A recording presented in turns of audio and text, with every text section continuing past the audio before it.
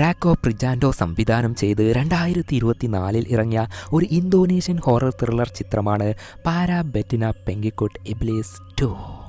ഈ ചിത്രത്തിൻ്റെ ഒന്നാമത്തെ ചിത്രം ഓൾറെഡി എക്സ്പ്ലെയിൻ ചെയ്തിട്ടുണ്ട്. അത് കാണാത്തവർ കണ്ടതിനു ശേഷം ഇത് കാണുക. സോ ഇനി നമ്മൾ കൂടുതൽ സമയം കളയാതെ പിന്നീട് എന്താ സംഭവിക്കുന്നത് എന്ന് അതേ സസ്പെൻസോട് കൂടി പാക്കലാമാ. ഈ ചിത്രം കീറി മുറിച്ചാൽ ചിത്രത്തിൻ്റെ തുടക്കത്തിൽ ഒന്നാം ഭാഗം അവസാനിച്ച ഇടത്തുനിന്നുമാണ് കാണിക്കുന്നത്. അതായത് അമ്മയെ കൊന്നത് തൻ്റെ അച്ഛൻ തന്നെയാണ് എന്ന് സുമിക്ക് മനസ്സിലാവുകയും ദേഷ്യത്തിൽ സുമി അച്ഛൻ്റെ തല തന്നെ വെട്ടിയെടുക്കുകയായിരുന്നില്ലേ. ഇനി നമുക്ക് അച്ഛൻ്റെ ലൈഫിൽ ശരിക്കും എന്താ നടന്നത് എന്നൊരു ഫ്ലാഷ് ബാക്ക് സ്റ്റോറി നോക്കാം. ഹലോ ഗൈസ്, നിങ്ങൾ വിൻസോ എന്ന് കേട്ടിട്ടുണ്ടോ?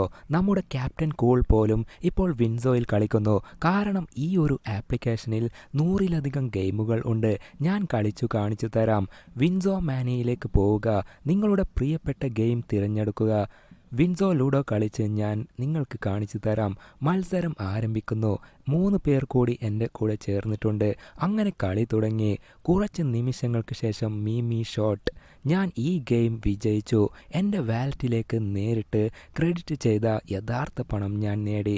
ഇപ്പോൾ ഞാൻ വാലറ്റിൽ ക്ലിക്ക് ചെയ്ത് അത് പിൻവലിക്കും. അങ്ങനെ അത് കഴിഞ്ഞു.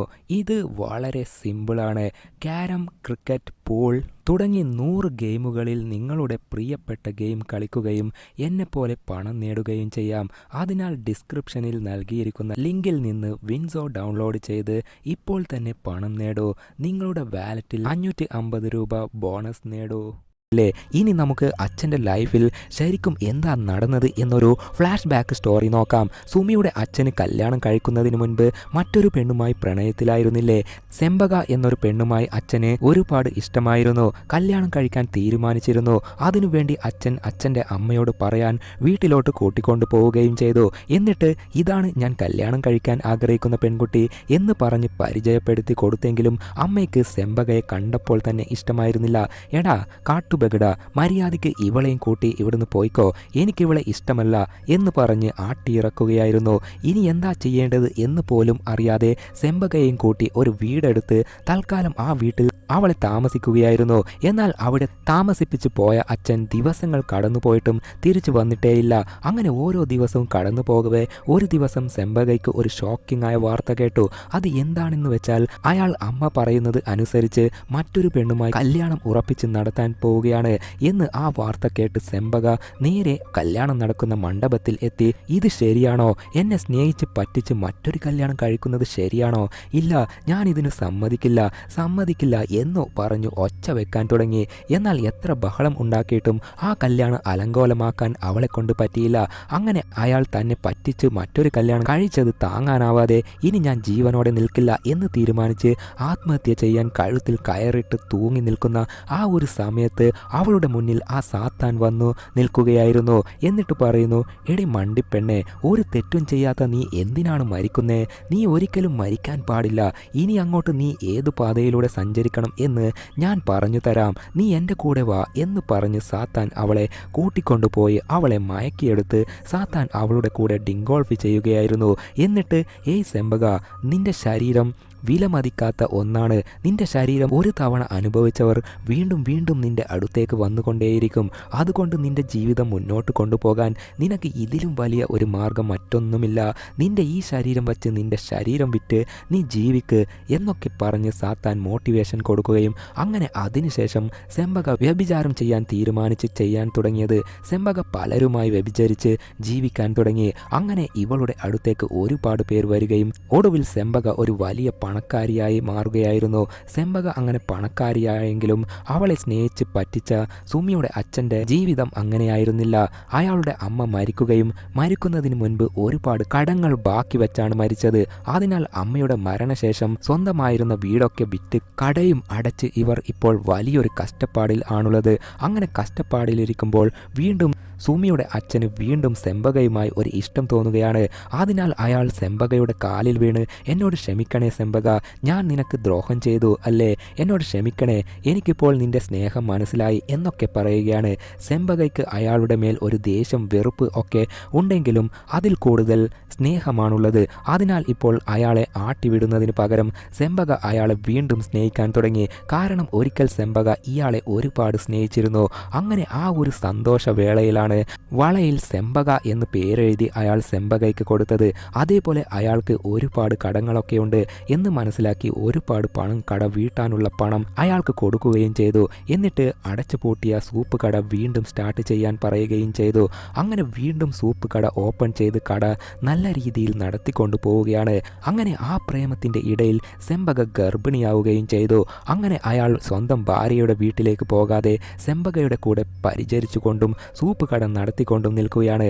ഒരു ദിവസം സെമ്പകയുടെ കയ്യിൽ ഒരു പുതിയ വള കണ്ട് ഇതാരാ നിനക്ക് തന്നത് എന്ന് ചോദിക്കുമ്പോൾ, ഏയ് മനുഷ്യ, ഇത് എന്നെ കാണാൻ വരുന്ന ഓരോ കസ്റ്റമേഴ്സും എനിക്ക് തരുന്നതാണ്, ഇതൊക്കെ കണ്ട് നിങ്ങൾ ബേജാറാക്കണ്ട, ഇതെൻ്റെ തൊഴിലാണ്, എൻ്റെ സൗന്ദര്യവും ശരീരവും ആണ് എന്നെ ഈ നിലയിൽ എത്തിച്ചത് എന്നൊക്കെ പറയുകയാണ്. അങ്ങനെ കുറച്ച് വർഷങ്ങൾക്ക് ശേഷം സെമ്പക വയസ്സായതുപോലെ ശരീരത്തിന് ചുളിവുകളും ഒക്കെ വന്ന് ആ ജോലി ചെയ്യുന്നത് കൊണ്ടായിരിക്കാം സ്കിന്നിൽ ഒക്കെ മാരകമായ രോഗങ്ങളൊക്കെ വന്നിരിക്കുകയാണ്. അതേപോലെ വീടിൻ്റെ ജനാല തുറന്നു നോക്കുമ്പോൾ ഓപ്പോസിറ്റ് വീട്ടിൽ സെമ്പക ചെയ്തുകൊണ്ടിരുന്ന വ്യഭിചാരം തൊഴിൽ ചെയ്യാൻ കുറച്ച് പെൺകുട്ടികൾ, സുന്ദരികളായ കുറച്ച് പെൺകുട്ടികൾ വന്നിരിക്കുന്നത് കാണുകയാണ്. ചെറിയ പെൺകുട്ടികൾ ആയതുകൊണ്ട് കുൽസിത പ്രവർത്തനത്തിന് വരുന്ന പയ്യന്മാരൊക്കെ ആ പെൺകുട്ടികളുടെ അടുത്തേക്കാണ് പോകുന്നത്. സെമ്പകയ്ക്ക് വയസ്സായതുകൊണ്ടും അസുഖങ്ങളൊക്കെ ഉള്ളതുകൊണ്ടും ഡിങ്കോൾഫി ചെയ്യാൻ സെമ്പകയുടെ അടുത്തേക്ക് ആരും തന്നെ പോകുന്നതേ ഇല്ല. ഇപ്പോൾ ആ സീന് അവിടെ കട്ട് ചെയ്താൽ പ്രസന്റിൽ സെമ്പകയുടെ മാനസിക രോഗിയായ മകൻ ഉണ്ടല്ലോ, അവനെ അയൽവാസികൾ ചേർന്ന് ചറപ്പറാന്ന് അടിക്കുന്നത് കാണാം. അത് കണ്ട് സെമ്പക അയ്യോ എൻ്റെ മകനെ ഒന്നും ചെയ്യല്ലേ പ്ലീസ് എന്ന് കരഞ്ഞു പറഞ്ഞെങ്കിലും അവർ നിർത്തുന്ന ലക്ഷണമില്ല. അതിനാൽ കലിപ്പിലായ സെമ്പക ഒരു പയ്യന്റെ മേലെ ചാടിക്കുതിച്ച് അവൻ്റെ കഴുത്തിൽ കടിക്കാൻ തുടങ്ങി. വേദനിച്ച അവൻ സെമ്പകയെ നിലത്തിട്ട് അവളുടെ മകനെ വീണ്ടും അടിച്ച് ആ അമ്മയുടെ മുൻപിൽ വെച്ച് തന്നെ മകൻ്റെ മുഖത്തേക്ക് മൂത്രമൊഴിച്ച് ടോർച്ചർ ചെയ്യുകയാണ്. തൻ്റെ മകൻ ആ ഒരു കൊടൂരത അനുഭവിക്കുന്നത് കണ്ട് താങ്ങാൻ ആവാതെ ഇനി എന്താ ചെയ്യേണ്ടത് എന്ന് ആലോചിച്ച് ഒടുവിൽ തന്നെ വർഷങ്ങൾക്ക് മുൻപ് സാത്താൻ വന്ന് സാത്താൻ്റെ ശില കൊടുത്ത് ഒരു കാര്യം പറഞ്ഞിരുന്നില്ലേ, എന്തെങ്കിലും ആവശ്യമുണ്ടെങ്കിൽ സഹായത്തിന് എന്നെ വിളിച്ചാൽ മതി എന്ന്. അങ്ങനെ ഇപ്പോൾ ആ ശില കയ്യിലെടുത്ത് എനിക്കൊരു ബുദ്ധിമുട്ട് വന്നാൽ നിന്നെ വിളിച്ചാൽ നീ വരുമെന്ന് പറഞ്ഞിരുന്നില്ലേ, ഇപ്പോൾ ഞാൻ നിന്നെ വിളിക്കുന്നു, പെട്ടെന്ന് വാ എന്ന് പറഞ്ഞ് കഴുത്തിൽ കയറിട്ട് തൂങ്ങി മരിക്കാൻ ശ്രമിക്കുകയാണ്. ഒടുവിൽ തൂങ്ങി മരിക്കുകയും ചെയ്തു. അങ്ങനെ മരിച്ചതിനു ശേഷമാണ് അവിടെ സാത്താൻ എത്തിയത്. സാത്താൻ അവളെ റിലീസ് ചെയ്ത് അവൾക്കൊരു ഉമ്മ കൊടുത്തതോടെ സെമ്പകയ്ക്ക് ജീവൻ തിരിച്ചു കിട്ടുകയും ചെയ്തു.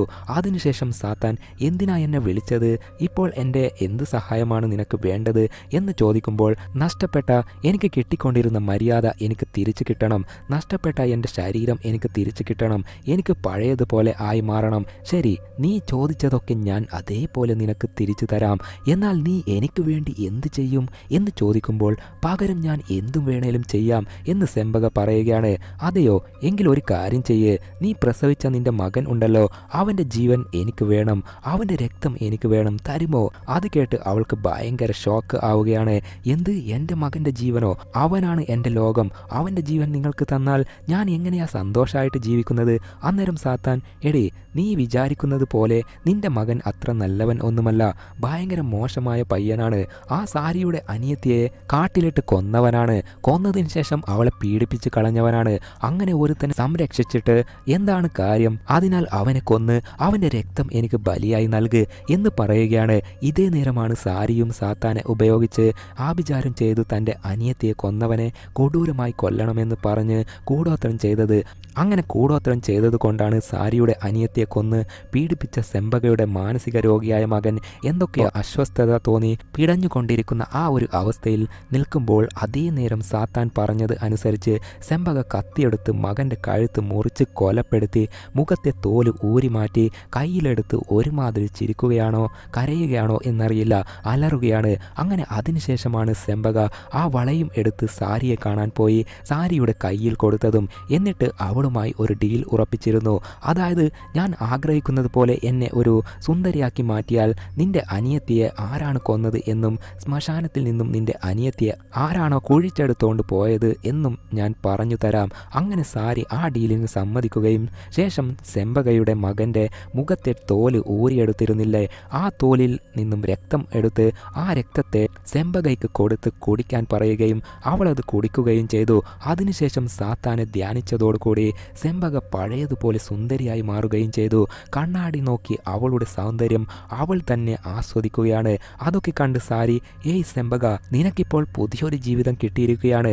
അതിനാൽ ഇനി മുതൽ നല്ല രീതിയിൽ മാന്യമായി ജീവിക്ക്.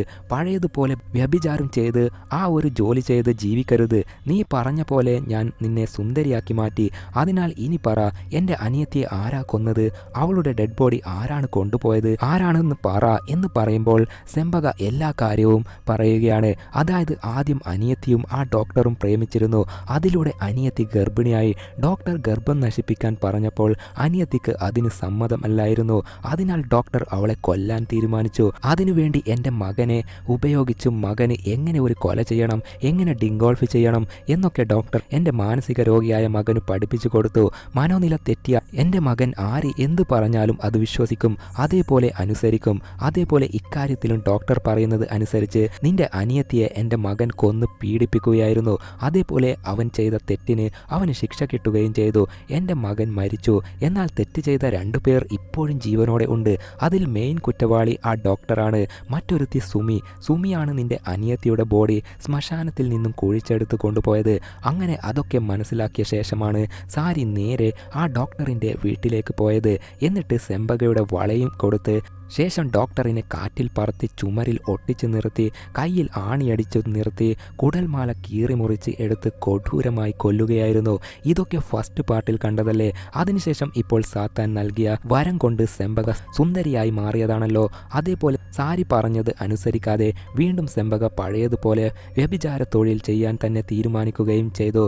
അന്നേരം അവളുടെ നാട്ടിൽ തന്നെ മറ്റൊരു വ്യഭിചാരം നടത്തുന്ന ഏജന്റ് ഉണ്ടല്ലോ. അവൾ സെമ്പകയെ നോക്കി സെമ്പകയുടെ സൗന്ദര്യത്തിൽ മയങ്ങി അവളോട് ചോദിക്കുന്നു, നീ ആരാ? ഇത്രയും സൗന്ദര്യമുള്ള നീ ഏതു നാട്ടുകാരിയാണ്? അത് കേട്ട് സെമ്പക, ഞാൻ അടുത്ത നാട്ടിലുള്ളതാ, നിങ്ങളെപ്പോലെ തന്നെ തൊഴിൽ ചെയ്യുന്ന വ്യക്തിയാണ് ഞാൻ എന്ന് പറയുകയാണ്. അത് കേട്ട് ഏജന്റിന് ഒരുപാട് സന്തോഷമാവുകയാണ്. എന്നിട്ട് ഏയ്, അങ്ങനെയാണെങ്കിൽ നീ എൻ്റെ കൂടെ ജോയിൻ ചെയ്യ്, കൂടുതൽ കസ്റ്റമേഴ്സ് നിനക്ക് കിട്ടും എന്ന് പറഞ്ഞ് സെമ്പകയെ ആ ഏജന്റ് കൂടെ കൂട്ടുകയാണ്. എന്നിട്ട് അന്ന് അവിടെ വ്യഭിചരിക്കാൻ വന്ന കസ്റ്റമേഴ്സിന്റെ മുമ്പിൽ സെമ്പകയെ നിർത്തി, കണ്ടില്ലേ, ഇവളാണ് പുതുതായി വന്നവൾ, കാണാൻ മാലാകയെ പോലെയുണ്ട്, അതുകൊണ്ട് തന്നെ ഇവളുടെ റേറ്റ് കുറച്ച് കൂടുതലാണ്. അങ്ങനെ കുറേ പേര് സെമ്പകയുടെ കൂടെ ഡിങ്കോൾഫ് ചെയ്യാൻ ആഗ്രഹിക്കുകയും അതുകൊണ്ട് കുറേ പേരുടെ പേര് കടലാസിൽ എഴുതി അതിൽ നിന്നും നറുക്കെടുത്ത് ഒരാളെ സെലക്ട് ചെയ്യുകയും ചെയ്തു. എന്നാൽ അവൻ തരുന്നതിൽ കൂടുതൽ പണം അവിടെയുള്ള ഒരാൾ കൊടുക്കാൻ തയ്യാറാവുകയാണ്. അത് സബീറിൻ്റെ ആ മുതലാളിയായിരുന്നു. അയാൾ ഒരുപാട് പണം കൊടുത്ത് സെമ്പകയുടെ കൂടെ കളിക്കാൻ പോവുകയാണ്. അങ്ങനെ സെമ്പകയുടെ റൂമിലേക്ക് ഒരുപാട് കസ്റ്റമേഴ്സ് വന്നു പോകുന്നതിനാൽ അവൾക്ക് ഒരുപാട് പൈസ കിട്ടുകയും ഒരുപാട് സമ്പാദിക്കുകയും ചെയ്തു. എന്നാൽ സാത്താൻ അവൾക്ക് ഇങ്ങനെയൊരു വരം കൊടുക്കുന്നതിനു മുൻപ് ഒരു ട്വിസ്റ്റ് കൂടി വെച്ചിട്ടാണ് പോയത്. അതെന്താണെന്ന് വെച്ചാൽ, ഈ സൗന്ദര്യം നിനക്ക് ഒരുപാട് കാലം നിലനിർത്തണമെങ്കിൽ നീ ഇടയ്ക്കിടയ്ക്ക് മനുഷ്യരുടെ രക്തം കുടിക്കണം എന്നായിരുന്നു. അങ്ങനെ ഇപ്പോൾ കൊന്നത് അവളുടെ സ്വന്തം മാനസിക രോഗിയായ മകനെ ആണല്ലോ. മകൻ്റെ ഇറച്ചി കഴിക്കുകയും അവൻ്റെ രക്തം കുടിക്കുകയും ചെയ്യുന്നു. എന്നാൽ അത് കഴിച്ചിട്ടും കുടിച്ചിട്ടും അവളുടെ വിശപ്പ് മാറുന്നതേയില്ല. ഇപ്പോൾ ഇവളുടെ വീടിൻ്റെ അപ്പുറത്ത് വീട്ടിൽ ഇവളുടെ അതേ തൊഴിൽ ചെയ്യുന്ന ഉർണി എന്നൊരു പെൺകുട്ടിയുണ്ട്. ഉർണി ഇപ്പോൾ സെമ്പകയുടെ വീടിൻ്റെ ഡോർ തട്ടി വിളിച്ചു കൊണ്ടിരിക്കെ സെമ്പക സാത്താൻ പറഞ്ഞ ഒരു കാര്യം ഓർക്കുകയാണ്. അതായത്, നീ നിന്റെ വിശപ്പ് മാറ്റുന്നവരെ ഭക്ഷണം കഴിച്ചാൽ മാത്രമേ നിനക്ക് നിന്റെ സൗന്ദര്യം നിലനിർത്താൻ പറ്റുകയുള്ളൂ. വിശപ്പ് കൂടുന്നതിനനുസരിച്ച് നീ പഴയതുപോലെയായി മാറി കിളവിയായി മാറി വരും. ആ കാര്യം ഓർത്തപ്പോൾ ഇപ്പോൾ തന്നെ മുൻപിൽ തനിക്ക് ഭക്ഷിക്കാൻ ഒരുത്തി വന്നിരിക്കുന്നു എന്ന് ചിന്തിച്ച് ഉർണിയെ വീടിനകത്തേക്ക് ക്ഷണിക്കുകയാണ്.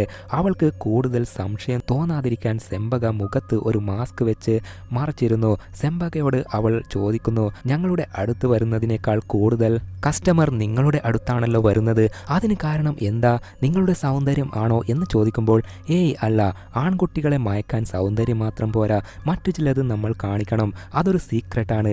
അതറിഞ്ഞാൽ ആൺകുട്ടികൾ നിന്റെ അടുത്തേക്ക് വരും, നിനക്കും സമ്പാദിക്കാം, പണക്കാരി ശരിയാവാം, ആ സീക്രട്ട് എന്താണെന്ന് ഞാൻ നിനക്ക് പറഞ്ഞു തരാം. രാത്രി നീ ഒറ്റയ്ക്ക് എൻ്റെ വീട്ടിലോട്ട് വാ എന്ന് സെമ്പക പറയുകയാണ്. അത് കേട്ട് ഉർണി ശരി ഞാൻ രാത്രി വരാം എന്ന് പറഞ്ഞ് അവിടുന്ന് പോവുകയും രാത്രിയായപ്പോൾ തിരിച്ചു വരികയും ചെയ്തു. അങ്ങനെ വീടിനകത്ത് എത്തിയ ഉർണിയെ സെമ്പക ഒരു ചെയറിൽ ഇരുത്തി അവളുടെ കൈയും കാലും ഒക്കെ കയറുകൊണ്ട് കെട്ടിയിടുകയാണ്.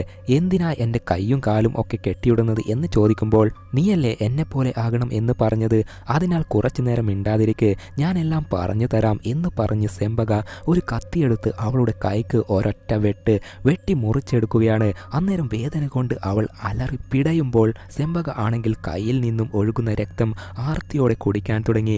അന്നേരം വേദനയോടെ എന്തിനാ എൻ്റെ കൈ വെട്ടിയെ, എന്തിനാ രക്തം കുടിക്കുന്നത് എന്ന് ചോദിക്കുമ്പോൾ രക്തം കുടിച്ചാൽ മാത്രമേ എനിക്ക് എൻ്റെ സൗന്ദര്യം തിരിച്ചു കിട്ടുകയുള്ളൂ, അതേപോലെ എനിക്ക് എപ്പോഴും ചെറുപ്പമായി നിൽക്കാൻ പറ്റുകയുള്ളൂ എന്നൊക്കെ സെമ്പക പറയുകയാണ്. അങ്ങനെ അല്പം കഴിഞ്ഞപ്പോൾ സെമ്പകയെ കാണാൻ ആ മുതലാളി വീണ്ടും വന്നിരിക്കുകയാണ്. പിന്നെ പറയാനുണ്ടോ, രണ്ടുപേര് ഡിങ്കോൾഫിയിലേക്ക് കടക്കാൻ തുടങ്ങി. എന്നാൽ ഇടയ്ക്ക് വെച്ച് വീണ്ടും സെമ്പകയ്ക്ക് വിശക്കാൻ തുടങ്ങി. അതിനാൽ ഒരു മിനിറ്റ് ഞാനിപ്പോൾ വരാം എന്ന് പറഞ്ഞ് അവിടെ മറ്റൊരു റൂമിലാണ് ഉർണിയെ കെട്ടിവെച്ചിരിക്കുന്നത്. അതേപോലെ ഒരു പാത്രത്തിൽ അവളുടെ കുറച്ച് രക്തം മാറ്റിവെച്ചിരുന്നു. അത് കുടിക്കുന്നത് ഇപ്പോൾ മുതലാളി കാണുകയും ചെയ്തു. അത് മനസ്സിലാക്കി ഇനി മുതലാളിയെ പുറത്തുവിട്ടാൽ കാര്യം ഗോവിന്ദ എന്ന് മനസ്സിലാക്കി മുതലാളിയെ തള്ളിയിട്ട് കഴുത്തിൽ കടിച്ച് കൊല്ലാൻ ശ്രമിക്കുന്ന ആ ഒരു ഗ്യാപ്പിൽ ഉർണി അവളുടെ കയ്യിലെ കെട്ടൊക്കെ അഴിച്ചു മാറ്റി പുറത്തിറങ്ങി എന്നെ രക്ഷിക്കണേ രക്ഷിക്കണേ എന്ന് പറഞ്ഞ് ഓടാൻ തുടങ്ങി. അങ്ങനെ ഓടിപ്പോയവൾ നാട്ടുകാരോടൊക്കെ സെമ്പകയെക്കുറിച്ചുള്ള എല്ലാ കാര്യവും പറയുകയും ചെയ്തു. അതേപോലെ മുതലാളിയെയും കടിച്ചു കൊന്നു എന്ന് വരെ പറഞ്ഞു. അങ്ങനെ നാട്ടുകാർ തീപന്തം കത്തിച്ച് സെമ്പകയുടെ വീടിന് മുന്നിലേക്ക് വരികയാണ്. വീടിനകത്തുള്ള സെമ്പക എല്ലാം കണ്ട് ഇനി പുറത്തിറങ്ങിയാൽ എൻ്റെ ജീവൻ പോകും എന്ന് മനസ്സിലാക്കി ഇനി എന്താ ചെയ്യേണ്ടത് എന്നറിയാതെ വീടിനകത്ത് അങ്ങോട്ടും ഇങ്ങോട്ടും നടന്ന് ടെൻഷൻ അടിക്കുകയാണ്. അന്നേരം കൃത്യം അവിടേക്ക് സാത്താൻ വരികയാണ്. വന്നിട്ട് മരിച്ചു കിടക്കുന്ന മുതലാളിയെ കണ്ട് ഏയ് സെമ്പക, എന്താ നിനക്ക് രക്ഷപ്പെടാനുള്ള വഴിയൊന്നും മനസ്സിലാവുന്നില്ലേ? എങ്കിൽ ഞാൻ പറയാം, എന്നെ നീ വിശ്വസിക്ക്. എന്നെ വിശ്വസിച്ച് ഈ വീട് വിട്ടു നീ പുറത്തു പോ, എന്നാൽ മാത്രമേ നിനക്ക് ജീവിക്കാൻ പറ്റൂ എന്നൊക്കെ പറയുമ്പോൾ അവൾ സാത്താൻ പറഞ്ഞത് വിശ്വസിച്ച് പുറത്തേക്ക് പോവുകയാണ്.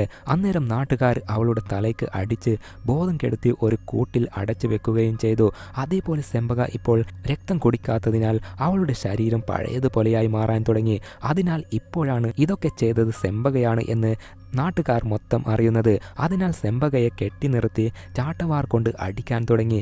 സെമ്പക വേദന കൊണ്ട് അലറുമ്പോൾ ഇതേ നേരം വീട്ടിൽ ഉർണി എന്നൊരു പെണ്ണ് വന്നിരുന്നില്ലേ, അവൾക്കും വേദനിക്കാൻ തുടങ്ങി. സെമ്പക വേദനിച്ച് അലറി കരഞ്ഞുകൊണ്ടിരിക്കെ അവൾക്കു മുന്നിൽ സാത്താൻ വീണ്ടും വരികയാണ്. എന്നിട്ട് ഏയ് സെമ്പക, നിനക്ക് വേദനിക്കുന്നു അല്ലേ? ആ വേദന നീ മുഴുവനായി ഏറ്റെടുക്കണം. എന്നിട്ട് നിന്റെ ദേഷ്യം കൊണ്ട് ആ വേദനയെ നീ ഇല്ലാതെയാക്കണം. എന്നിട്ട് മൊത്തമായി നീ എന്നെ പോലെയായി മാറ്, ഒരു സാത്താനായി മാറ് എന്ന് പറഞ്ഞ് സാത്താൻ നേരെ സെമ്പകയുടെ ശരീരത്തിലേക്ക് കയറുകയാണ്. ശേഷം അവളുടെ കയ്യിലെ കെട്ടൊക്കെ അഴിച്ചു മാറ്റി അവിടെയുള്ളവരുടെ ഒക്കെ കഴുത്തിൽ കടിച്ച് രക്തം കുടിക്കാൻ തുടങ്ങി. അതേപോലെ വീട്ടിലുള്ള ഉർണി ആളാകെ മാറി ഒരു വാമ്പയർ ആയി മാറിയ പോലെയുണ്ട്. അവിടെയുള്ള ഒരു ഏജന്റിനെ കടിച്ച് തിന്നുകയും ചെയ്തു. എന്നിട്ട് വീട്ടിൽ നിന്ന് പുറത്തിറങ്ങി വരുമ്പോൾ നേരെ ഓപ്പോസിറ്റ് ദേ സെമ്പക വന്നു നിൽക്കുന്നു.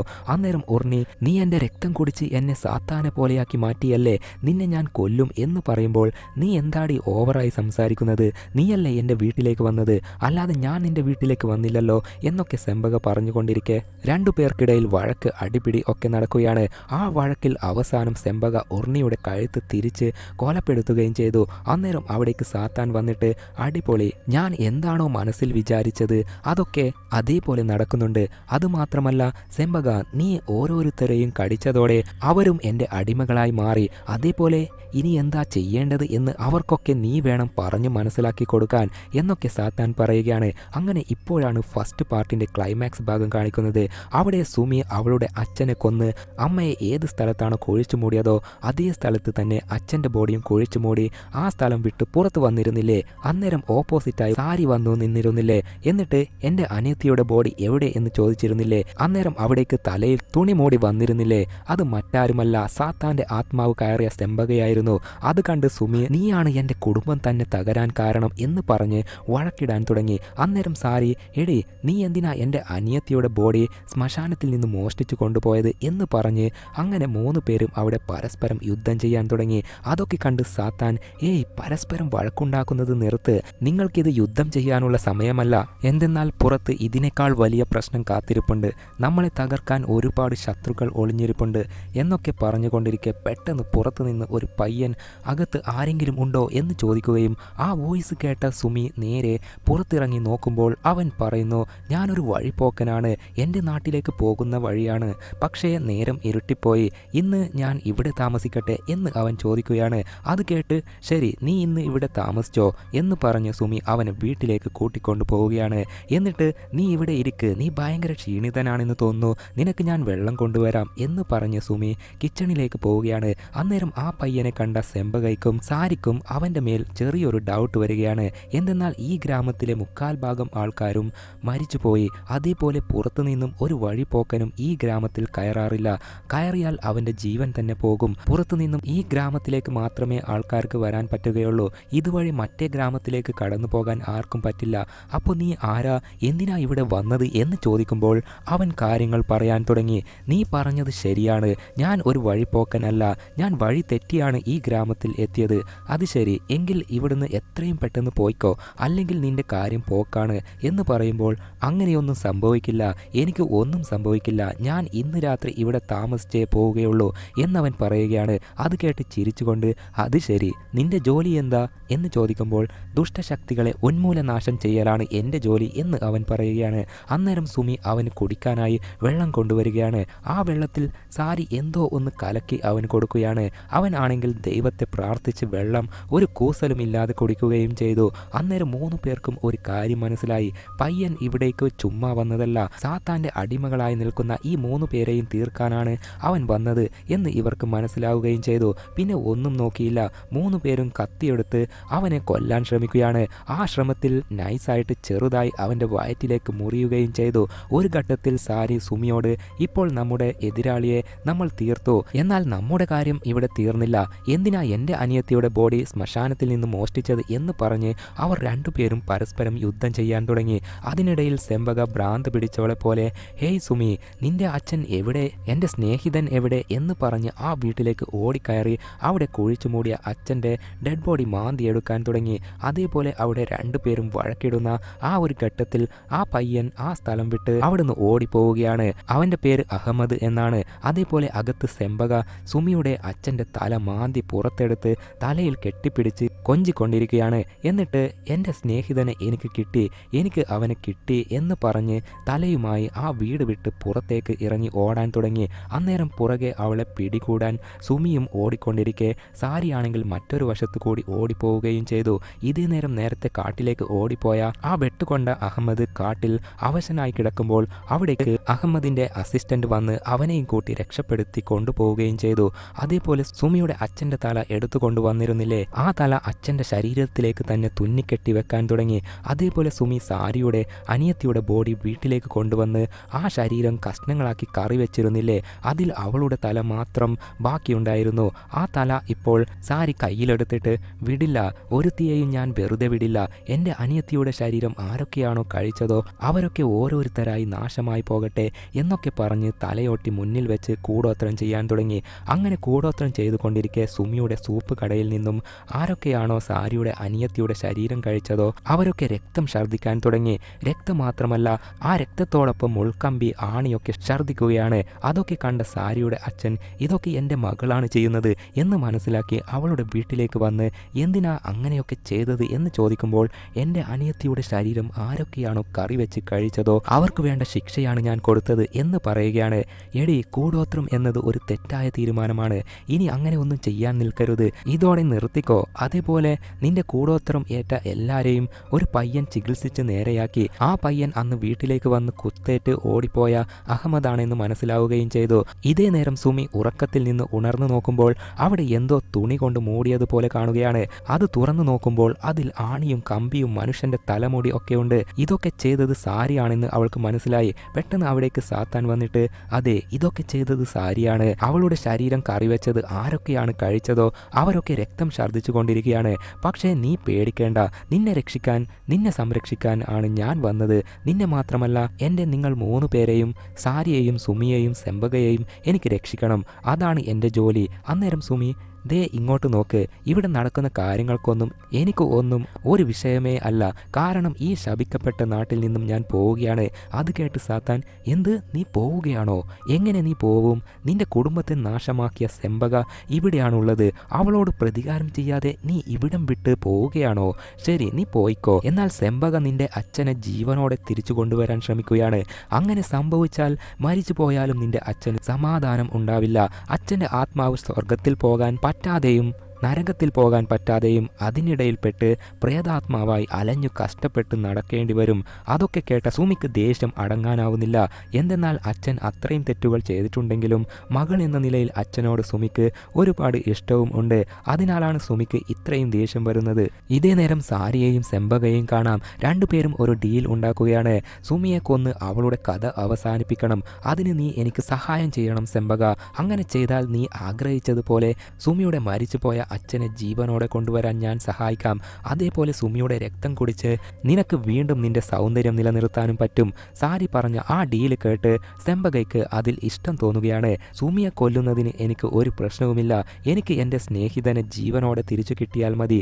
നീ അയാളെ ജീവനോടെ തിരിച്ചു കൊണ്ടുവാ എന്ന് പറയുകയും സാരി സുമിയുടെ അച്ഛന് ജീവൻ നൽകാനുള്ള മന്ത്രകർമ്മങ്ങൾ ഒക്കെ ചെയ്യാൻ തുടങ്ങി. ഇതേ നേരം അഹമ്മദ് അവൻ പ്രയർ ചെയ്തുകൊണ്ടിരിക്കുമ്പോൾ ആ ശബ്ദം കേട്ട് സാരിക്ക് മന്ത്രകർമ്മങ്ങൾ ചെയ്യാൻ തടസ്സം അനുഭവപ്പെടുകയാണ്. അതിനാൽ മറ്റൊരു മന്ത്രവിദ്യ ചെയ്ത് അഹമ്മദിനെതിരെ ഒരു ദുഷ്ടശക്തിയെ പറത്തിവിടുകയാണ്. എന്നാൽ ആ ദുഷ്ടശക്തിക്ക് അഹമ്മദിൻ്റെ വീടിനകത്തേക്ക് കയറാൻ പറ്റുന്നില്ല. അതിനാൽ സെമ്പക നേരെ അഹമ്മദിനെ തീർക്കാനായി പോവുകയാണ്. അങ്ങനെ പോയിക്കൊണ്ടിരിക്കുമ്പോൾ പെട്ടെന്ന് നേരെ ഓപ്പോസിറ്റായി സുമിയെ കാണുകയാണ്. അന്നേരം സുമി, എടി മര്യാദയ്ക്ക് എൻ്റെ അച്ഛൻ്റെ ബോഡി തിരിച്ചു താ, ഇല്ലെങ്കിൽ നടക്കുന്നത് മറ്റൊന്നായിരിക്കും എന്ന് പറയുമ്പോൾ സെമ്പക ചിരിച്ചുകൊണ്ട്, നീ എന്താ തമാശ പറയുകയാണോ? നിന്റെ അച്ഛൻ ജീവനോടെ ഇരിക്കുമ്പോൾ നീ തന്നെയല്ലേ അച്ഛൻ്റെ തല വെട്ടിക്കൊന്നത്? അച്ഛനെ കൊന്നിട്ട് പിന്നെ എന്തിനാ നിനക്ക് ഇപ്പോൾ അച്ഛൻ്റെ ശരീരം? അത് കേട്ട് സുമി, ദേ നോക്ക്, എൻ്റെ അച്ഛൻ തെറ്റുകളൊക്കെ ചെയ്തിട്ടുണ്ട്. ഞാൻ വേണമെന്ന് കരുതി അല്ല അച്ഛനെ കൊന്നത്. എനിക്ക് അമ്മയുടെ കൂടെ നിൽക്കണം, അതിനാ കൊന്നത് എന്നൊക്കെ പറഞ്ഞ് അവിടെ രണ്ടുപേരും തർക്കിച്ച് അടിപിടി കൂടാൻ തുടങ്ങി. അങ്ങനെ ആ വഴക്കിനിടയിൽ അവിടേക്ക് അഹമ്മദ് എത്തുകയാണ്. അഹമ്മദിനെ കണ്ടതോടെ സുമിയും സെമ്പകയും പേടിച്ച് ഓരോ ഭാഗത്തേക്കായി ഓടിപ്പോവുകയും ചെയ്തു. അങ്ങനെ ഓടിപ്പോയ സെമ്പക തിരിച്ച് വീട്ടിലേക്ക് വന്ന് നോക്കുമ്പോൾ സാരി സുമിയുടെ അച്ഛനും മന്ത്രചടങ്ങുകൾ ഒക്കെ ചെയ്ത് ജീവനോടെ കൊണ്ടുവന്നതായി കാണുകയാണ്. ശേഷം സാരി പറയുന്നു, ഏയ് സെമ്പക, ഒരു കാര്യം മറക്കണ്ട, സുമിയെ കൊല്ലാൻ നീ എന്നെ സഹായിക്കും എന്ന് പറഞ്ഞിട്ടുണ്ട്. ആ വാക്ക് തന്ന കാര്യം മറക്കണ്ട എന്ന് പറഞ്ഞ് സാരി അവിടെ നിന്നും പോവുകയാണ്. അങ്ങനെ പിറ്റേ ദിവസം രാവിലെ സാരി ആണെങ്കിൽ എന്തോ ഒരു കൊടൂര കൂടോത്ര മന്ത്രചടങ്ങുകൾ ചെയ്യാൻ തുടങ്ങി. അതിൻ്റെ ഫലമായി നാട്ടിലുള്ള എല്ലാ കൃഷിയിടങ്ങളും നശിക്കാൻ തുടങ്ങി. അക്കാര്യം അഹമ്മദിന് മനസ്സിലായി. ഇതേ നേരം അഹമ്മദിനെ ഒരാൾ രക്ഷിച്ചിരുന്നില്ലേ, അഹമ്മദിൻ്റെ അസിസ്റ്റന്റ്. അവൻ വീട്ടിൽ നിന്ന് പുറത്തു വരുമ്പോൾ അവനെ സെമ്പക പിടികൂടുകയും ചെയ്തു. അതേപോലെ നാട്ടിലെ കൃഷിയൊക്കെ നശിച്ചു പോയതിന് കാരണം സാരിയാണ് എന്ന് സാരിയുടെ അച്ഛനും മനസ്സിലാവുകയും ചെയ്തു. അതിനാൽ നേരെ സാരിയുടെ അടുത്തേക്ക് ചെന്ന്, എന്താടി നിനക്ക് കുറച്ചെങ്കിലും മനസാക്ഷിയില്ലേ? ആദ്യം കൂടോത്രം ചെയ്ത് ഓരോരുത്തരെ ബുദ്ധിമുട്ടിച്ചു, ഇപ്പോൾ കൃഷിയൊക്കെ നശിപ്പിച്ച് ഇവിടുത്തെ ജനങ്ങളെ പട്ടിണിക്കിടാനാണോ നീ ശ്രമിക്കുന്നത്? അത് കേട്ട് സാരി, അതിനെന്താ, പട്ടിണിയല്ലേ, ആൾക്കാർ പട്ടിണി കിടക്കട്ടെ, അതിനെന്താ? എൻ്റെ അനിയത്തിയുടെ ശരീരം ഭക്ഷിച്ച ജനങ്ങൾ പട്ടിണി എന്താണെന്ന് അറിയണം. നമ്മളും കഷ്ടപ്പാടുള്ള സമയത്ത് പട്ടിണി കിടന്നിരുന്നില്ലേ? നമ്മളെ ആരും സഹായിക്കാൻ വന്നില്ലല്ലോ, അതുകൊണ്ട് അവർ അനുഭവിക്കട്ടെ എന്നൊക്കെ പറയുമ്പോൾ എന്തു വേണേലും ചെയ്യ് എന്ന് പറഞ്ഞ് അച്ഛൻ അവിടുന്ന് പോവുകയാണ്. ഇതേ നേരം സുമിയെ കാണാൻ അഹമ്മദ് വീട്ടിലേക്ക് എത്തുകയും ചെയ്തു. ഇപ്പോഴാണ് ഒരു ട്വിസ്റ്റ്. അതായത് ഫസ്റ്റ് പാർട്ടിൽ സുമിക്ക് അമ്മയും ഒരു ബ്രദറും ഉണ്ടെന്ന് പറഞ്ഞിരുന്നില്ലേ? ആ ബ്രദറിനെ കുറിച്ച് ഫസ്റ്റ് പാർട്ടിൽ ഒന്നും തന്നെ അങ്ങോട്ട് കാണിച്ചതുമില്ല. അമ്മയും ബ്രദറും മറ്റൊരാളുടെ കൂടെ ഇവിടുന്ന് ഓടിപ്പോയി എന്നല്ലേ സുമിയുടെ അച്ഛൻ പറഞ്ഞിരുന്നത്? എന്നാൽ അന്ന് ഓടിപ്പോയ ആ ബ്രദറാണ് ഇപ്പോൾ മുന്നിൽ വന്നു നിൽക്കുന്നത്. അതായത് അഹമ്മദാണ് സുമിയുടെ ബ്രദർ. അവനിപ്പോൾ അന്ന് നടന്ന എല്ലാ കാര്യങ്ങളും പറയാൻ തുടങ്ങി. അന്ന് സുമിയുടെ അച്ഛൻ സുമിയുടെ അമ്മയെ കത്തിക്കൊണ്ട് കുത്തുമ്പോൾ അത് ഒരു വശത്ത് ഒളിഞ്ഞു നിന്ന് അഹമ്മദ് കാണുന്നുണ്ടായിരുന്നു. അതേപോലെ അന്ന് കിടന്നു ഉറങ്ങിക്കൊണ്ടിരുന്ന സുമിയെ അഹമ്മദ് വിളിച്ചുണർത്താൻ ശ്രമിച്ചിരുന്നു. എന്നാൽ ഗാഠനിദ്രയിലായിരുന്ന സുമി എഴുന്നേറ്റില്ല. അഹമ്മദ് ആണെങ്കിൽ എന്ത് ചെയ്യണം എന്നറിയാതെ പേടിച്ച് ആ വീട് വിട്ട് കാട്ടിലൂടെ അതിലൂടെ ഓടിപ്പോവുകയായിരുന്നു. അങ്ങനെ ഓടിപ്പോയ അവൻ അവിടെ അലഞ്ഞു തിരിഞ്ഞു നടക്കുമ്പോൾ അവനെ ഒരാൾ കാണുകയും അയാൾ അഹമ്മദിനെ എടുത്തു വളർത്തുകയായിരുന്നു. അതേപോലെ ആ മനുഷ്യനാണ് അഹമ്മദിനെ ദുഷ്ടശക്തികളെ എങ്ങനെ ഉന്മൂലനാശം ചെയ്യണം എന്നും പഠിപ്പിച്ചു കൊടുത്തത്. അങ്ങനെ ആ പഴയ കഥയൊക്കെ കേട്ട് ഇപ്പോൾ സുമി, എടാ നീ പേടിച്ചു ഓടിപ്പോയി, എന്നാൽ ഒന്നും അറിയാതെ കിടന്നിരുന്ന എന്നെക്കുറിച്ച് നീ എന്തെങ്കിലും ഓർത്തോ? നീ അന്നത്തെ ഒരു ദിവസം മാത്രമല്ലേ ഭയന്ന് ജീവിച്ചത്? എന്നാൽ അന്ന് മുതൽ ഇതുവരെ ഞാൻ എങ്ങനെയാ ജീവിച്ചത് എന്നറിയോ? നിനക്കും അമ്മയ്ക്കും എന്താ സംഭവിച്ചത് എന്ന് പോലും അറിയാതെ അച്ഛനെയും ഭയന്നാണ് ഞാൻ ഇത്രയും കാലം ജീവിച്ചത്. അതൊക്കെ കേട്ട് അഹമ്മദ് തല താഴ്ത്തി എല്ലാത്തിനും സോറി എന്ന് പറയുകയാണ്. അതൊക്കെ പോട്ടെ, എനിക്ക് സാരിയെ തടഞ്ഞേ ആവണം, അതിനു നിന്റെ സഹായം എനിക്ക് വേണം എന്ന് സുമി പറയുമ്പോൾ അഹമ്മദ് ആദ്യം സമ്മതിച്ചില്ലെങ്കിലും ഒടുവിൽ സമ്മതിക്കുകയും ചെയ്തു. ആദ്യം സെമ്പകയെ തീർക്കണം, കാരണം അവൾ നമ്മുടെ അച്ഛൻ്റെ ബോഡി എടുത്തോണ്ട് പോയി. ആ കാര്യം ആദ്യം ചെയ്യണം, അച്ഛൻ്റെ ബോഡി തിരിച്ചെടുക്കണം, അതിനുശേഷം നമ്മൾ സാരിയുടെ കാര്യം നോക്കാം എന്ന് അവൾ പറയുകയാണ്. അങ്ങനെ ഏട്ടനും അനിയത്തിയും പ്ലാൻ ചെയ്യുകയാണ്. ഇതേ നേരം മറ്റൊരു വശത്ത് സെമ്പക എന്താ ചെയ്യുന്നത് എന്ന് വെച്ചാൽ സുമിയുടെ അച്ഛനെ സാരി മന്ത്രം ചൊല്ലി ജീവൻ തിരിച്ചു നൽകിയിരുന്നില്ലേ? ഇപ്പോൾ സുമിയുടെ അച്ഛനെ സെമ്പക കല്യാണം കഴിക്കുന്ന ചടങ്ങ് നടത്തിക്കൊണ്ടിരിക്കുകയാണ്. അതും ആ കല്യാണം നടത്തുന്നത് അഹമ്മദിൻ്റെ അസിസ്റ്റന്റ് ആണ്. അതേപോലെ അന്ന് ഇയാൾക്കും സെമ്പകയ്ക്കും ഇടയിലുള്ള പ്രേമത്തിന് ഇയാളുടെ അമ്മയാണല്ലോ തടസ്സം നിന്നിരുന്നത്. അതിനാൽ ഇപ്പോൾ അമ്മയുടെ ബോഡി കുഴിച്ചെടുത്ത് അമ്മയുടെ ആശീർവാദം കിട്ടിയതുപോലെയാണ് കല്യാണം കഴിക്കുന്നത്. അതേ നേരം കൃത്യം അവിടേക്ക് സുമി അകത്തേക്ക് എത്തുകയാണ്. എന്നിട്ട് എൻ്റെ അച്ഛൻ്റെ ശരീരം എനിക്ക് തിരിച്ചു താ എന്ന് ചോദിക്കുകയാണ്. അന്നേരം ഓഹോ, നീ എൻ്റെ ശത്രുവിൻ്റെ കൂടെ കൂട്ടുകൂടിയോ എന്ന് തിരിച്ചു ചോദിക്കുമ്പോൾ, എടി ഇവൻ എൻ്റെ എതിരാളിയല്ല, എൻ്റെ സ്വന്തം കൂടപ്പിറപ്പാണ്, എൻ്റെ ബ്രദറാണ് എന്ന് പറയുകയാണ്. ഓഹോ അങ്ങനെയാണോ? നോക്കിയ മനുഷ്യ, നമ്മുടെ കല്യാണത്തിന് നിങ്ങളുടെ മക്കൾ വന്നിരിക്കുന്നു. അത് കേട്ട് സുമി, എടി നിനക്ക് എൻ്റെ അച്ഛനെ കല്യാണം കഴിക്കാൻ പറ്റും, എന്നാൽ എൻ്റെ അമ്മയുടെ സ്ഥാനത്ത് നിനക്ക് വരാൻ പറ്റില്ല, കാരണം നീ ഒരു വേശ്യയാണ്. അത് കേട്ട് സെമ്പകയ്ക്ക് ദേഷ്യം വരികയും അടിപിടി കൂടാനും തുടങ്ങി. അന്നേരം അവിടേക്ക് സുമിയുടെ അച്ഛൻ വന്ന്, എന്താടി നീ എന്നോടുള്ള സ്നേഹം കാണിച്ച് അഭിനയിക്കുകയാണോ? എന്നോട് നിനക്ക് അത്രയും സ്നേഹമുണ്ടായിരുന്നെങ്കിൽ എന്നെ എന്തിനാ കൊന്നത് എന്ന് ചോദിക്കുകയും അത് കേട്ട് അഹമ്മദ് ഷോക്കായിട്ട്, അത് ശരി, ഇത് സത്യമാണോ എന്ന് ചോദിക്കുമ്പോൾ സുമി കരഞ്ഞുകൊണ്ട് അതെ എന്ന് തലയാട്ടുകയാണ്. അന്നേരം അവിടേക്ക് സാരി എത്തുകയും, ഏയ് അഹമ്മദ്, നിന്റെ അനിയത്തിയെക്കുറിച്ച് നിനക്ക് ഇപ്പോഴാണോ മനസ്സിലായത്?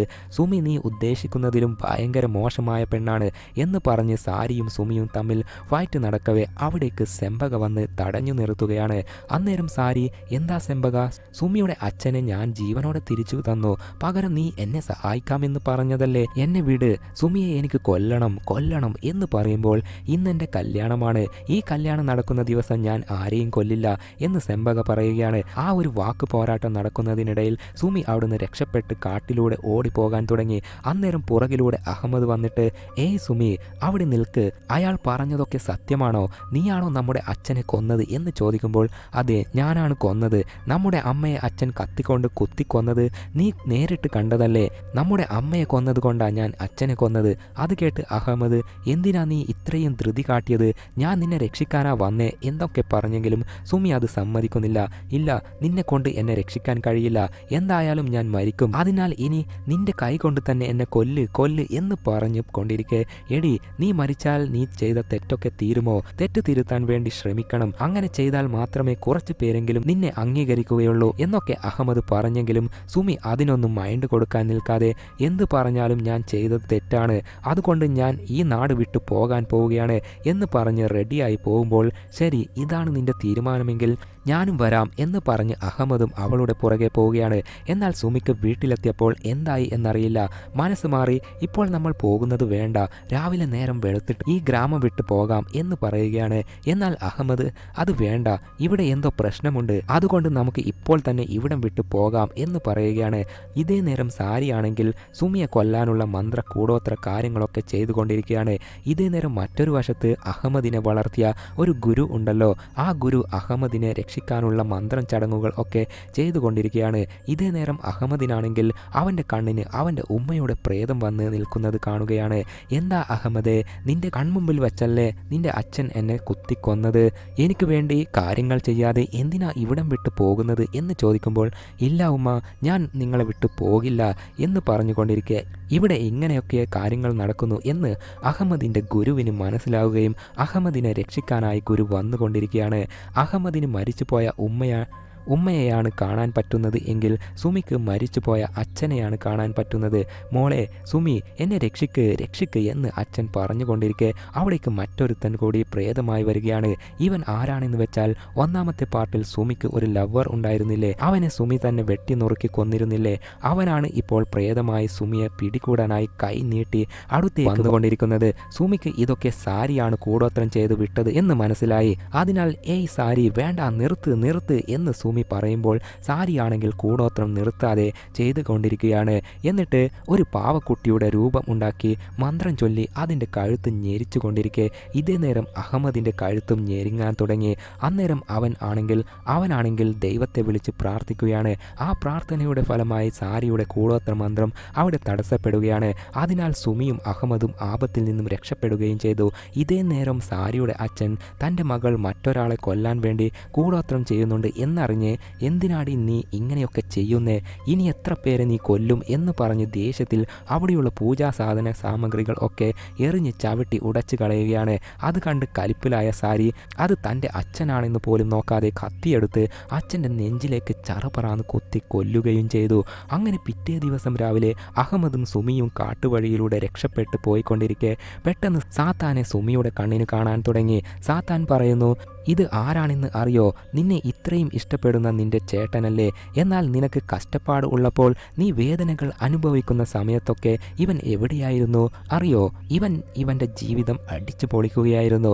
അതേപോലെ ഇവൻ ഇപ്പോൾ നിന്റെ കൂടെ സ്നേഹം കാണിച്ചു നിൽക്കുന്നത് എന്തിനാണെന്ന് അറിയോ, സാരി നിന്നെ കൊല്ലാൻ നോക്കുകയാ, അതിന് ഇവൻ സാരിയെ സഹായിക്കുകയാണ്, സാരി ഇവനെ വെച്ച് നിന്നെ കൊല്ലാൻ നോക്കുകയാണ്, അതിനാണ് ഇവൻ നിന്റെ കൂടെ സ്നേഹം അഭിനയിച്ചു നിൽക്കുന്നത്.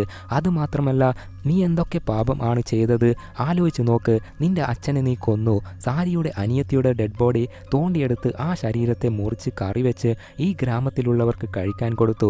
ഇതൊക്കെ സാരി ക്ഷമിക്കും എന്ന് തോന്നുന്നുണ്ടോ? അതേപോലെ നിന്റെ ഈ ബ്രദർ സ്വന്തം അച്ഛനെ കൊന്ന നിന്നോട് കൂട്ടുകൂടുമോ? ഇവനും നിന്നെ കൊല്ലാൻ നോക്കുകയാ, നീ നല്ലോണം ആലോചിച്ച് നോക്ക് എന്ന് പറഞ്ഞ് സാത്താൻ അവിടെ നിന്നും മാഞ്ഞു പോവുകയാണ്. പെട്ടെന്ന് സുമിയുടെ കണ്ണ് വൈറ്റായി മാറുകയും കത്തിയെടുത്ത് കൂടെ പിറന്ന ബ്രദറിനെ കുത്തി കൊല്ലാൻ നോക്കിയെങ്കിലും അവൻ എത്ര പിശാചുക്കളെ കണ്ടിട്ടുണ്ട്.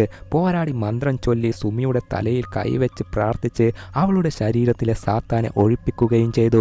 അങ്ങനെ സാത്താൻ സുമിയുടെ ശരീരത്തിൽ നിന്നും പോയതോടെ സുമി എല്ലാം കണ്ട്, അയ്യോ എന്നോട് ക്ഷമിക്കണേ, ഞാൻ അറിഞ്ഞുകൊണ്ടല്ല ഇതൊക്കെ ചെയ്തത്, സാത്താനാണ് എന്നെ വഴി തിരിച്ചു വിട്ടത്, സാത്താൻ കാരണമാണ് ഞാൻ എല്ലാം ചെയ്തത്, ഇനി പറ ഞാൻ എന്താ ചെയ്യേണ്ടത് എന്നൊക്കെ കരഞ്ഞുകൊണ്ട് പറയുകയാണ്. അന്നേരം ആ കാട്ടിൽ ആരോ ഒളിഞ്ഞു നിൽക്കുന്നതായി കാണുകയും ആരാ അത്, ഇങ്ങോട്ട് ഇറങ്ങി വാ എന്ന് പറയുമ്പോൾ അത് മറ്റാരുമായിരുന്നില്ല, അഹമ്മദിൻ്റെ അസിസ്റ്റൻ്റ് ആയിരുന്നു. അങ്ങനെ ഇവർ 3 പേരും ഒരുമിച്ച് കൂടി ഒരു പ്ലാൻ, സെമ്പകയെ കീഴടക്കാൻ ഒരു പ്ലാൻ ഇടുകയാണ്. എന്നിട്ട് അഹമ്മദിൻ്റെ കയ്യിലും അസിസ്റ്റന്റിന്റെ കയ്യിലും കയർ കെട്ടി നേരെ സെമ്പകയുടെ വീടിന്റെ മുന്നിൽ മുട്ടുകുത്തിപ്പിച്ച് ഇരുത്തി, ഏയ് സെമ്പക, നിനക്ക് വേണ്ടിയാണ് ഇവരെ 2 പേരെയും ഞാൻ കൊണ്ടുവന്നത്, ഇവരുടെ രക്തം നീ കുടിക്ക്, ഞാൻ ഇവരുടെ കൂടെ ചേരാൻ പാടില്ലായിരുന്നു, ഇപ്പോഴാ എനിക്ക് മനസ്സിലായത് എന്ന് പറയുമ്പോൾ അത് കണ്ട് സെമ്പക അവരുടെ നേർക്ക് രക്തം കുടിക്കാനായി പോകാൻ നോക്കുമ്പോൾ അവിടേക്ക് സാത്താൻ പ്രത്യക്ഷപ്പെട്ട്, സെമ്പക നീ അങ്ങോട്ട് പോകരുത്, ഇതൊരു ട്രാപ്പാണ്, പോയാൽ അവരുടെ വലയിൽ നീ വീഴും. എന്നാൽ സെമ്പക അത് കേൾക്കാൻ നിൽക്കാതെ, ഇല്ല എനിക്ക് അവരുടെ രക്തം കുടിക്കണം, എനിക്ക് ഭയങ്കര വിശപ്പുണ്ട് എന്ന് പറയുകയാണ്. ശരി നീ അത് കുടിച്ചോ, എന്നാൽ ഇപ്പോൾ വേണ്ട, രാത്രിയാവട്ടെ, നേരം ഇരുട്ടാതെ നീ അത് ചെയ്യരുത് എന്ന് സാത്താൻ പറയുമ്പോൾ ഇതേ നേരം പുറത്ത് സുമി ഒരു കട്ടയെടുത്ത് അഹമ്മദിൻ്റെ തലയ്ക്ക് ഒരൊറ്റ അടി, അതോടെ അഹമ്മദിൻ്റെ ശരീരത്തിൽ രക്തം വരാൻ തുടങ്ങി. അത് സെമ്പക കാണുകയും ആ രക്തം കണ്ട് രക്തം കുടിക്കാൻ അവൾക്ക് കൊതി തോന്നുകയാണ്. നിനക്ക് 5 മിനിറ്റ് സമയം തരാം, അതിനുള്ളിൽ നീ ഇങ്ങോട്ട് വന്നില്ലെങ്കിൽ പിന്നെ നിനക്ക് ഈ 2 പേരെയും കിട്ടില്ല എന്ന് പറഞ്ഞതും പിന്നെ ഒന്നും നോക്കിയില്ല. ദേ സെമ്പക തുള്ളിച്ചാടി വരുന്നു. ആ വന്നത് കണ്ട് സുമി, ദാ നീ ചോദിച്ചത് നിന്റെ മുന്നിൽ കൊണ്ടുവന്നിട്ടുണ്ട് എന്ന് പറഞ്ഞ് സുമി അഹമ്മദിനെ തള്ളിയിടുകയാണ്. സെമ്പക ആണെങ്കിൽ അഹമ്മദിന്റെ കഴുത്ത് കടിച്ച് രക്തം കുടിക്കാം എന്ന് നോക്കുമ്പോൾ അഹമ്മദ് ഒളിപ്പിച്ചു വെച്ച കത്തിയെടുത്ത് സെമ്പകയുടെ വയറ്റിലേക്ക് ഒരൊറ്റ കുത്ത്. സെമ്പകയുടെ വയറ്റിൽ നിന്നും രക്തം ഒഴുകാൻ തുടങ്ങി. അത് കണ്ട സാത്താൻ, ഇല്ല സെമ്പക, നിന്നെ മരിക്കാൻ ഞാൻ അനുവദിക്കില്ല എന്ന് പറഞ്ഞ് സാത്താൻ സെമ്പകയുടെ ശരീരത്തിലേക്ക് പ്രവേശിക്കുകയാണ്. ഓൾറെഡി ഓൾറെഡി സെമ്പക ഒരു സൈക്കോയെ പോലെയാണല്ലോ. ഇപ്പോൾ സാത്താനും അവളുടെ ശരീരത്തിലേക്ക് കയറിയതോടെ അവൾ ഒരു കൊടൂര പിശാച്ച് പോലെയായി മാറുകയാണ്. അതേപോലെ സാത്താൻ സുമിയുടെ നേർക്ക് ദുഷ്ടശക്തിയെ പറത്തിവിട്ട് സുമിയും ഇപ്പോൾ സാത്താൻ്റെ കൺട്രോളിൽ ആവുകയും അവിടെ നിൽക്കുന്ന അഹമ്മദിനെ ഇട്ട് ചാമ്പാൻ തുടങ്ങി. അഹമ്മദാണെങ്കിൽ അവിടെ നിന്ന് രക്ഷപ്പെടാൻ ട്രൈ ചെയ്യുകയാണ്. അന്നേരം കൃത്യം അവിടേക്ക് സാരി എത്തുകയും ആ സ്ഥലം അവളുടെ മന്ത്രവിദ്യ ഉപയോഗിച്ച് ഇരുട്ടാക്കി മാറ്റുകയാണ്. അതിനിടയിൽ ഓൾറെഡി സെമ്പക ആ ഗ്രാമത്തിലെ ഓരോരുത്തരെയും കഴുത്തിൽ കടിച്ച് രക്തം കുടിച്ചിരുന്നില്ലേ. അതിനാൽ ഇപ്പോൾ അവരൊക്കെ സോംബിയെ പോലെയായി വന്ന് സുമി, അഹമ്മദിന്റെ അസിസ്റ്റന്റ് ഈ 3 പേരെയും സോംബികൾ കടിച്ച് തിന്നാൻ നോക്കുകയാണ്. തീർന്നു, 3 പേരുടെയും കഥ ഇപ്പോൾ തീരും എന്ന് നോക്കിയാൽ കൃത്യം അവിടേക്ക് അഹമ്മദിന്റെ ഗുരു എത്തുകയാണ്. വന്ന് മന്ത്രങ്ങളൊക്കെ ചൊല്ലവേ ആ മന്ത്രങ്ങളൊക്കെ കേട്ട് അവിടെയുള്ള പിശാചുക്കൾ സോംബികളൊക്കെ അത് കേൾക്കാൻ തന്നെ ബുദ്ധിമുട്ടായി അവിടെ നിന്ന് പോവുകയും അതേപോലെ സെമ്പകയുടെ ശരീരത്തിലുള്ള സാത്താൻ തന്നെ പുറത്തേക്ക് വരികയാണ്. അങ്ങനെ പുറത്തു വന്ന സാത്താൻ, മതി സെമ്പക, നിന്റെ ശരീരം ഭയങ്കര വീക്കാണ്, അതിനാൽ നിന്റെ ശരീരത്തിന് പകരം എനിക്ക് പുതിയ ഒരു ശരീരം ആവശ്യമാണ് എന്ന് പറയുകയാണ്. സെമ്പകയാണെങ്കിൽ നേരത്തെ കത്തിക്കുത്ത് ഏറ്റതിനാൽ ഇപ്പോൾ തളർന്നു വീണ് മരിച്ചു പോവുകയും ചെയ്തു. അന്നേരം അഹമ്മദ് കത്തിയെടുത്ത് പ്രേതത്തെ പോലെ നടക്കുന്ന തൻ്റെ അച്ഛൻ്റെ വയറ്റിലേക്ക് കുത്തി കൊല്ലുകയും ആ ഇരുട്ട് നിറഞ്ഞ സ്ഥലം ഇപ്പോൾ പകൽ വെളിച്ചമായി മാറുകയും ചെയ്തു. അതേപോലെ ഇപ്പോൾ സാത്താന് ഒരു ശരീരം ആവശ്യമാണല്ലോ. ആ ശരീരം മറ്റാരുടേതും അല്ല, നമ്മുടെ സാരിയുടേതാണ്. അങ്ങനെ സാത്താൻ സാരിയുടെ ശരീരത്തിലേക്ക് കയറി മൊത്തമായി അവളെ കൺട്രോൾ ചെയ്ത് അവിടെയുള്ള അഹമ്മദിനെയും അസിസ്റ്റന്റിനെയും ഗുരുവിനെയും എല്ലാവരെയും കൊല്ലാൻ ട്രൈ ചെയ്യുകയാണ്. ഗുരു ആണെങ്കിൽ മന്ത്രങ്ങളൊക്കെ ചൊല്ലി സാരിയെ തടുത്തു നിർത്താൻ നോക്കിയെങ്കിലും സാത്താൻ ആണെങ്കിൽ അഹമ്മദിനെ വലയിലാക്കി അവനെ കൊണ്ട് കത്തിയെടുപ്പിച്ച് അവനെ തന്നെ സ്വയം കുത്തി കൊലപ്പെടുത്തുകയും ചെയ്തു. അതൊക്കെ കണ്ട് ഗുരു നല്ല ശക്തിയേറിയ മന്ത്രങ്ങളൊക്കെ ചൊല്ലി സാരിയുടെ നെറ്റിയിലേക്ക് കൈവച്ച് ഒടുവിൽ സാരിയുടെ ശരീരത്തിൽ കയറിയ സാത്താനെ പുറത്തേക്ക് എടുക്കുകയും ചെയ്തു. അതേപോലെ സാത്താൻ്റെ കൺട്രോളിൽ ആയിരുന്ന സുമി ഇപ്പോൾ നോർമൽ ആവുകയാണ്. അങ്ങനെ ഒടുവിൽ ഇപ്പോൾ ആ ഗ്രാമത്തിൽ നിന്നും ഗുരുവും സുമിയും അഹമ്മദും രക്ഷപ്പെട്ട് ആ ഗ്രാമം വിട്ടു പോവുകയാണ്. അതേപോലെ സാത്താൻ അവസാനമായി സുമിക്ക് ഒരു $1 മാല കൊടുത്തിരുന്നില്ലേ, ആ മാലയും ആ ഗ്രാമത്തിൽ തന്നെ വലിച്ചെറിഞ്ഞ് ആ ഗ്രാമം വിട്ടു പോകുന്ന പോലെ കാണിച്ച് ഇതോടെ ഈ ചിത്രം ഇവിടെ അവസാനിക്കുന്നു. Bye bye.